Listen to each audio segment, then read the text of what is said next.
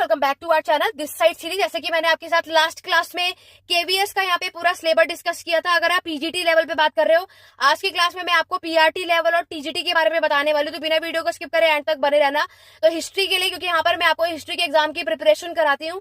Indian history में आपके हड़प्पा से, मगध साम्राज्य से, गुप्ता साम्राज्य से, मौर्यन से, और आपको सोसाइटी और उसकी अर्थव्यवस्था पूरे 7th सेंचुरी तक वैदिक पीरियड से लेकर के दिल्ली सल्तनत का टॉपिक, मुगल्स का, और पूरा कंप्लीट मेडिएवल का जो हमारा टाइम पीरियड होता है, रिवोल्ट ऑफ 1857 कॉन्स्टिट्यूशन से, और पूरा हमारा इंडियन फ्रीडम मूवमेंट जो 1885 से 1947 तक के, ये हमारे इंडियन हिस्ट्री का सिलेबस है जो केवीएस पीजीटी हिस्ट्री में पूछा जाता है।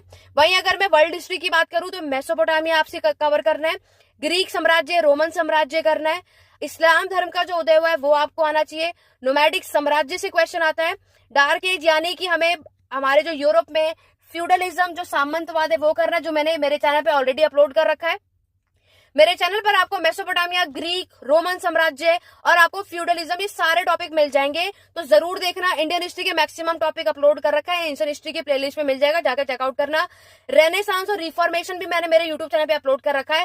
चाइना और जापान आपको आना चाहिए 1840 से 1949 तक के बीच में, कैपिटलिज्म। तो इन सबकी पेड क्लासेस अवेलेबल है। अगर सब कुछ को केवीएस का यहाँ पर आपको पता है इस साल यहाँ पर वैकेंसी आने वाली है। अगर आप सभी हिस्ट्री के एग्जाम के लिए अप्लाई करना चाहते हो, क्योंकि आपको पता है हिस्ट्री से 100 क्वेश्चन आते हैं, तो हिस्ट्री के एग्जाम की प्रिपरेशन यहाँ पे करवाई जाती है केवीएस के लिए। तो जिसे भी बैच में एनरोलमेंट कराना है, व्हाट्सएप नंबर है, आप इस पे कांटेक्ट कर सकते हैं। पीजीटी के अलावा मैंने आपको बताया 2 चीजें और होती हैं। एक चीज और मैं आपको बता दूं, पीजीटी वाले जो स्टूडेंट होते हैं, अगर आपका इसमें सिलेक्शन हो जाए तो आप सभी इसमें क्लास 11th और क्लास 12th के स्टूडेंट को पढ़ा पाते हो।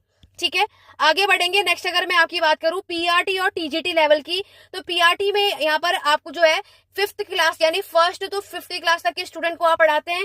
टीजीटी लेवल में 6 to 8 तक या 6 to 10 तक पढ़ाया जाता है।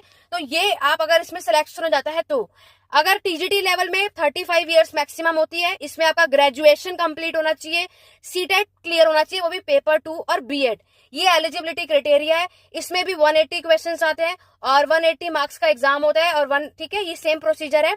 और पीआरटी लेवल पे करोगे तो सेकंड ईयर आपका डिप्लोमा होना चाहिए 50% का, बीएलएड होना चाहिए, आप ईयरिंग भी कर रहे हो तब भी हो जाएगा, सीटेट पेपर 1 पास होना चाहिए।